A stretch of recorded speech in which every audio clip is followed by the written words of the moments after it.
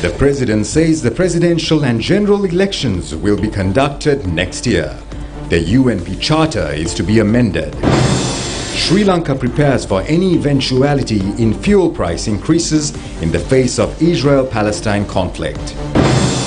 Sri Lankan envoy in Israel visits the Gaza Strip. Vehicle transport between Haputale and Beragala disrupted due to earth slips. Sri Lanka records first victory in the World Cup tournament.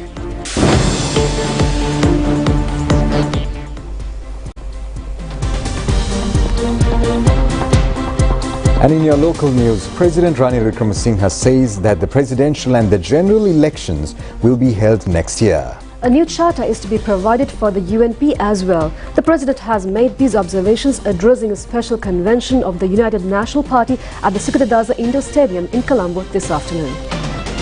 Leader of the United National Party, President Ranil Wickremesinghe, has presided over the special party convention under the theme Smart Country, Victory in 2048.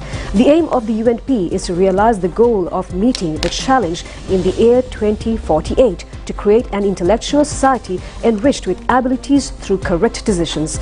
A special conference strives to reorganize the party for the victory of the country, replacing the party politics fighting to achieve power. Several senior members of the party were present. Prime Minister Dinesh Gunawardena has sent a message of best wishes to the UNP convention.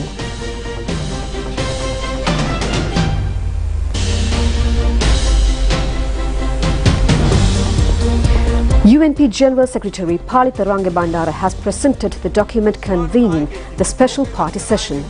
UNP General Secretary Palitha Rangabandara said that they have a smart leader with a world vision. This leader is being acknowledged by all heads of states in the world. Rangabandara further said China welcomed him when he arrived in China. The IMF was perplexed as to how China would react to the Sri Lankan issue. He added that even before the president's arrival in China, the Exim Bank and the Chinese government have decided to extend support for the Sri Lankan debt restructuring program. Chairman of the UNP, Vajra Abewardena, said that some of his friends in the primary school as well as other friends have expressed their willingness to be candidates in the upcoming presidential poll. He added that they should not be blamed and stressed that all should get together to build the country. Vajra Abewardena further said a national leader who could lead the country has been created. Building the nation is a difficult task, but if all joined hands, their national leader would be able to sit once again in the president's chair by polling 10 million votes.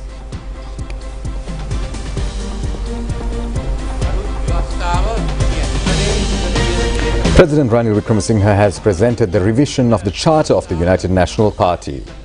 President Ranil Wickremesinghe emphasized that his aim is to raise the country's economy by building Sri Lanka as a smart country. The president has further mentioned that after strengthening the country's economy, the presidential election will be held next year, according to the constitution, after which the parliamentary election will be held and the provincial council election will be held in the first half of 2025. This amendment has been made in relation to the digitalization of the party by giving the opportunity to the United National Party to create organizations according to the online system. President has also emphasized that the United National Party should be built as a smart party before the smart country. Addressing the conference, President Ranil Wickremesinghe further stated that in order to build a smart country, corruption should be eradicated in all fields, and for this purpose many ordinances will be introduced to curb corruption in government institutions as well as in political parties. Also, the president emphasized the strengthening of the UNP as the party that builds the country's economy and stressed that the UNP should come forward as a smart party to play a wider role for the country in the future.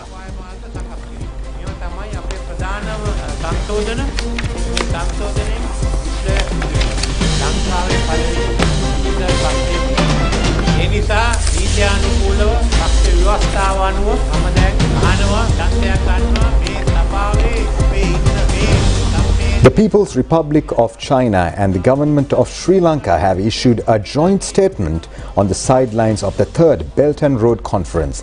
President Ranil Wickremesinghe has attended the event on an invitation extended by the President of China, Xi Jinping.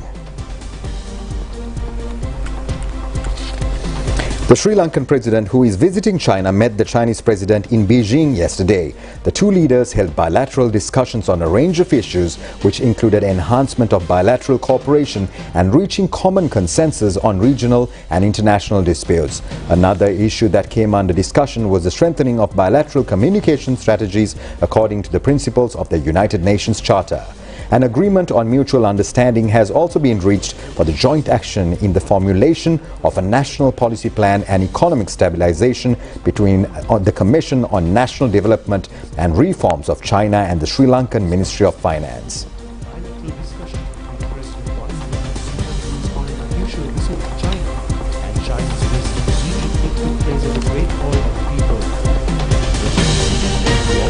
Minister Kanchana Wijesekara says that steps have been taken for stockpiling of necessary fuel stocks sufficient for several months to cushion the impact of any fuel price increase in the world market due to a clash between Israel and Palestine. A program of revising fuel prices on a daily basis is scheduled to be implemented with effect from February next year. Minister Kanchana Wijesekara has made these observations addressing the annual general meeting of the Filling Station Owners Association in Colombo today. Minister Vijayadasa Rajapaksa, State Minister D.V. Chanaka and Chief of Presidential Staff Sagala Ratnayaka have also attended the event. Minister Vijayadasa Rajapaksa said that power and energy is part of their lives. Potentialities in the power and energy sector are changing rapidly. He added that projects are underway in an extensive manner at present to find alternative sources of power. Minister Kanchana Wijesekara said that groups have been incorporated to give a new competition in the local fuel market. He added that they are planning to go to a new strategy which enables automatic disposal of fuel stocks and keeping in possession of such stocks.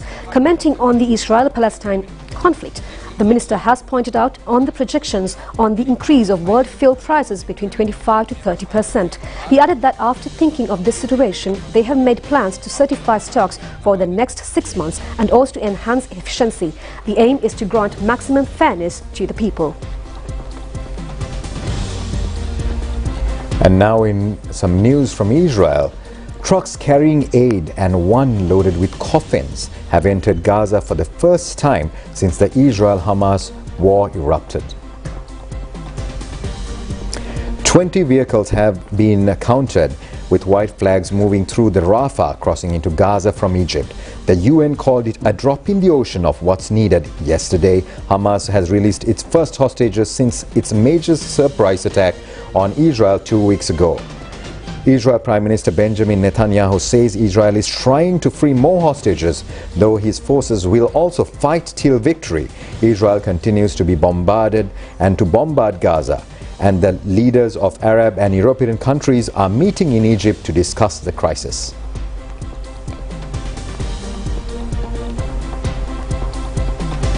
And to bring you more on the update of the Israeli and Palestinian conflict, we have with us Mr. Prasad Vadangodage, the international news analyst with us. Thank you very much, sir, for joining us. Now, yesterday, UN Secretary General Antonio Guterres was addressing from the Rafah border between Egypt and Gaza, and they were waiting till the borders were open to bring in the humanitarian aid.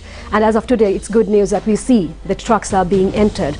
So what's the latest update, Mr. Prasad, that we have with regard to the conflict? Yes, the opening of Rafah border gate and commencement of distributing humanitarian aid into Gaza are two positive signs, because now United States of America has asked Egypt and Israel to let this border gate open, because there are a number of people who trapped inside Gaza Strip and they are waiting to cross into the Egypt side.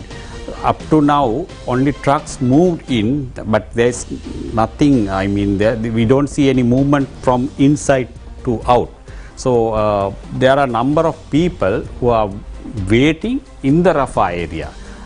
Even amid the threats of Israeli air attacks, they are in a very dire and dangerous situation.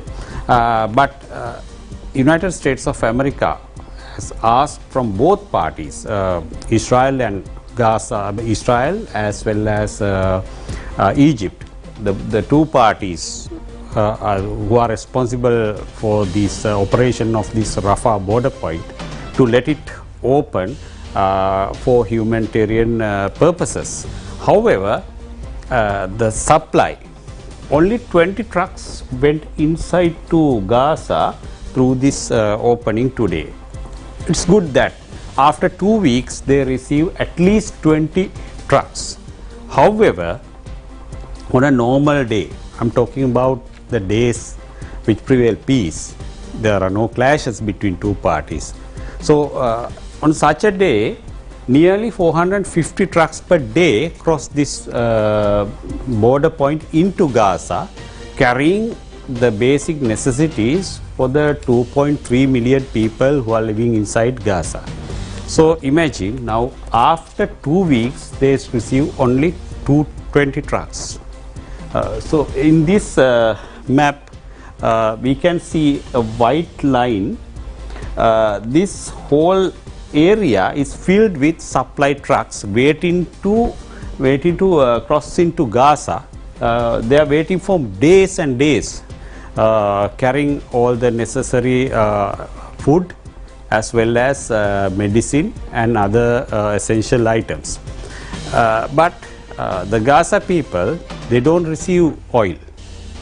And we don't know about the supply of water, because water supplies also got disrupted during this crisis, and the water purification plants are now totally malfunctioned.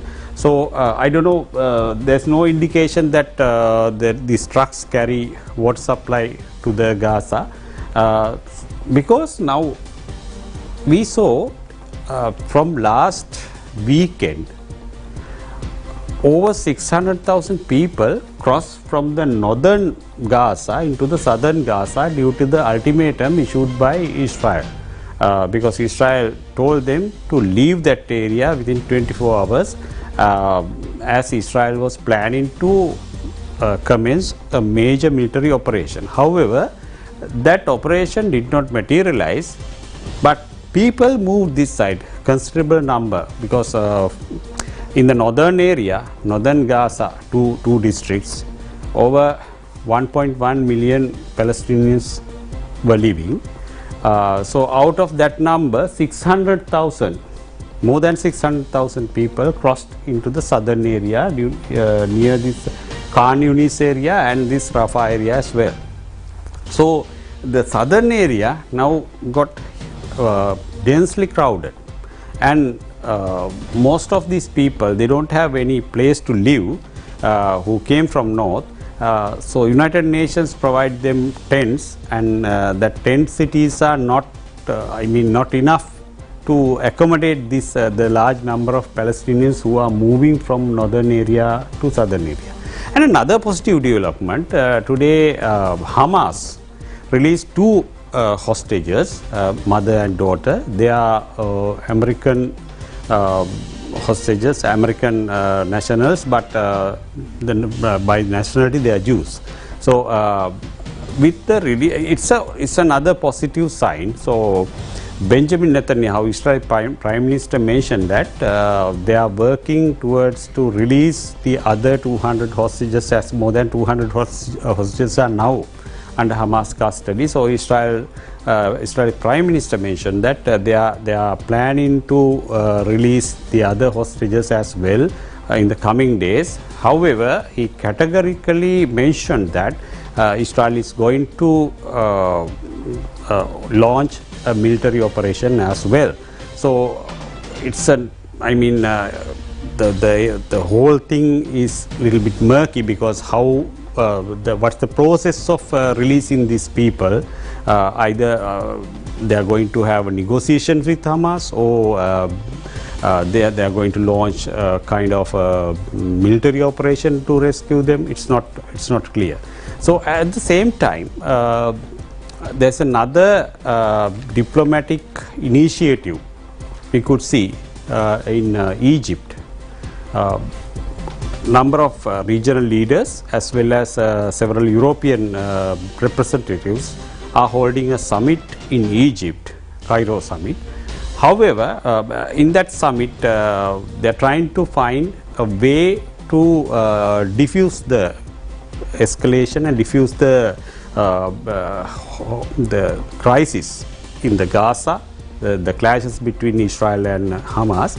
However, we can't expect much from that summit according to international reports, because the Iran, the main sponsor for Hamas and Hezbollah, Iran is not representing the summit, as well as Israel is also not a part of the summit. So the two main parties are missing.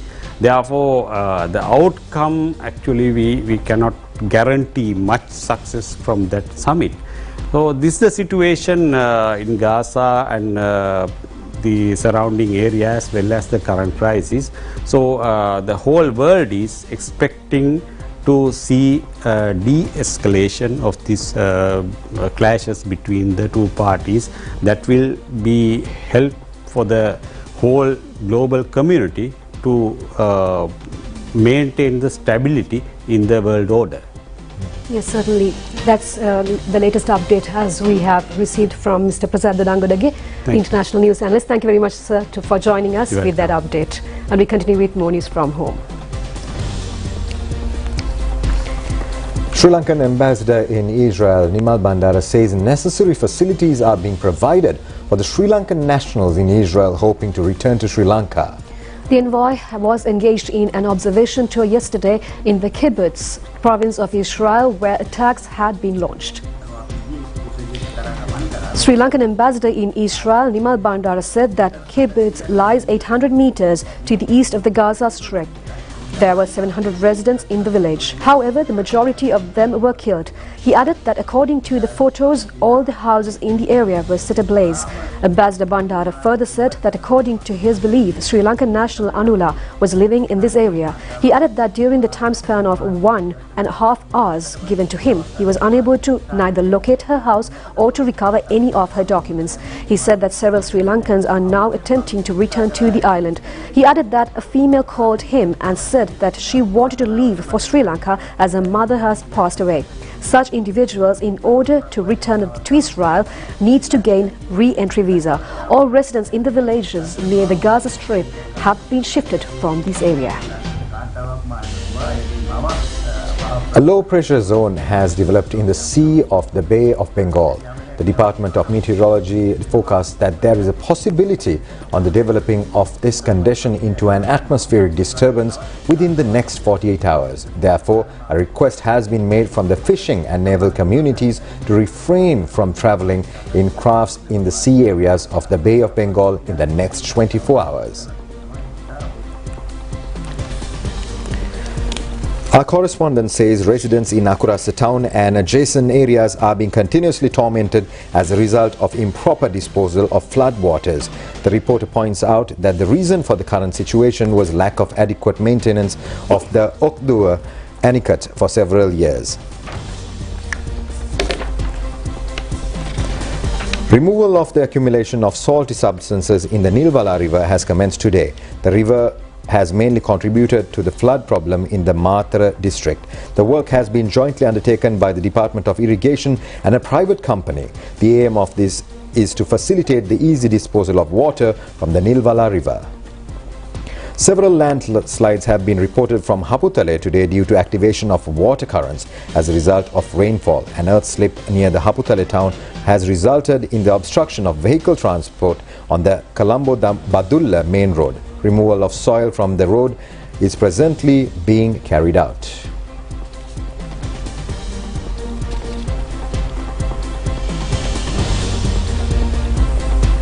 Veteran Sri Lankan dancer Kalashuri Vishwakala Kirti Rajini Selvanayagam has passed away at the age of 71 years. She was an artist who has rendered a special service for the propagation of local dancing on the international level.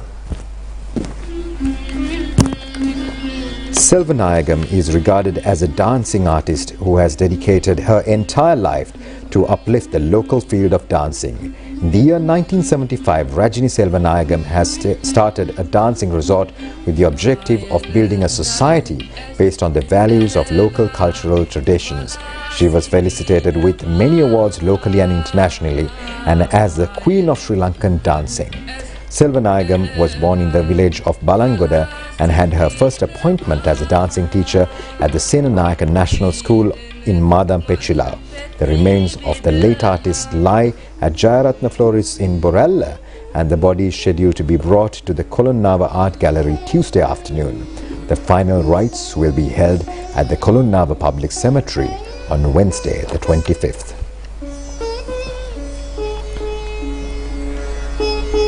And we have more news from home in brief. Former chairman of the Selinco Group of Companies and inaugural chairman of the Ceylon Bank, Deshamanya Dr. Lalit Kothalawala, passed away. He was 85 years old at the time of his demise. Lalit Kothalawala was the forefront in the list of richest persons in the island by the middle of the 2000 decade. Today was the second day of the Techno 2023 National Engineering and Technical Exhibition being conducted at the BMICH in Colombo. The chief guest in today's exhibition was Air Force Commander Air Marshal Udeni Rajapaksa. Provision of fuel to fishing families in Toduava and Iranavila areas in Shilau under the program to extend fuel relief to the fishing community took place yesterday. Accordingly, each of 199 recipients was provided with 153 litres of kerosene oil. Officer in charge of the Ahaliagoda police station, Priyankara Silva, has committed suicide at dawn today by shooting himself with his official pistol. A police officer, after seeing the OIC lying in his room, admitted him to the Ahaliagoda Base Hospital. An art exhibition of the creations of senior set designer and visual artist of the national television, Shamila Gamage, is presently being held at the Barefoot Art Gallery in Bambalapitia. The exhibition has been named as Mataka Pavura. Artist Gamage is conducting the exhibition for the 10th occasion. The current display is centered upon three significant events that had taken place in Sri Lanka. They are the tsunami of 2004, the civil war and the economic crisis. 21 drawings are on display comprising of 12 caricature drawings. The exhibition will be conducted till the 12th of next month.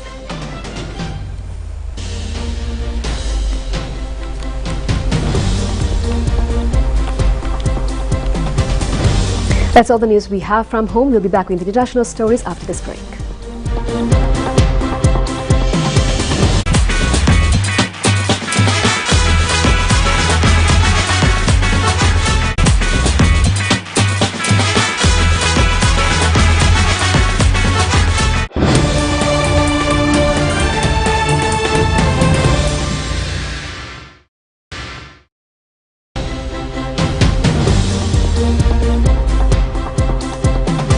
In foreign news, North Korea has condemned the United States for supplying Ukraine with long-range ballistic missiles, saying any strike on Russia with them will only hamper peace efforts.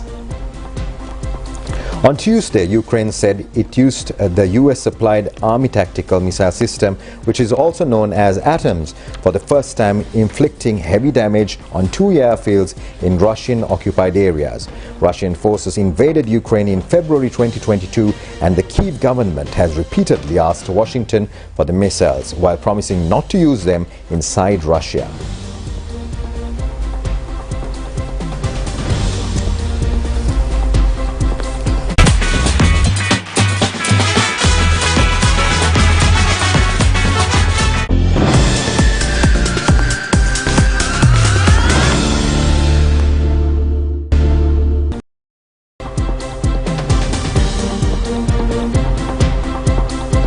The Sri Lanka team has recorded its first win in the World Cup cricket tournament by beating Netherlands today.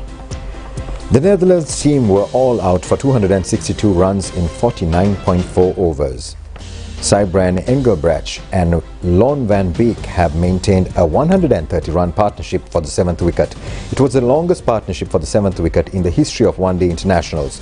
Engelbrecht has scored 70 runs and Van Beek 59 runs. Dilshan Madushanka and Kasun Rajatha have captured 4 wickets each. The Sri Lankan first wicket fell cheaply with the dismissal of Kusal Janit Pereira for 18 runs. Captain Kusal Mendis has scored 11 runs. Sadira Samaravikram and Charit Asalanka have maintained a 77-run partnership for the 4th wicket. The partnership came to an end with the fall of Charit's wicket for 44 runs. Dhananjay De Silva hit 30 runs. Sadira Samaravikrama played a heroic inning, leading his team towards victory by scoring an unbeaten 91. His inning comprised of 7 boundaries. Aryan Dutt of the Netherlands team took 3 wickets, and man of the match was Sadira Samaravikrama. With this win, Sri Lanka was able to come to the 9th position in the World Cup points table.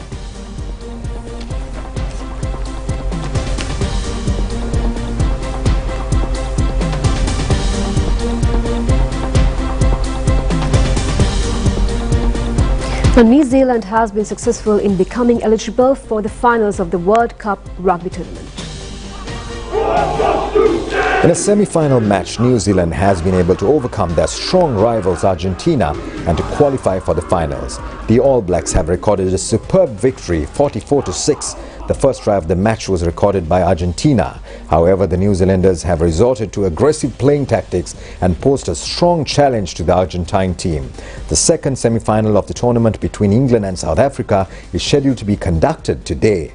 The winners of this match will play against New Zealand on the 28th of this month.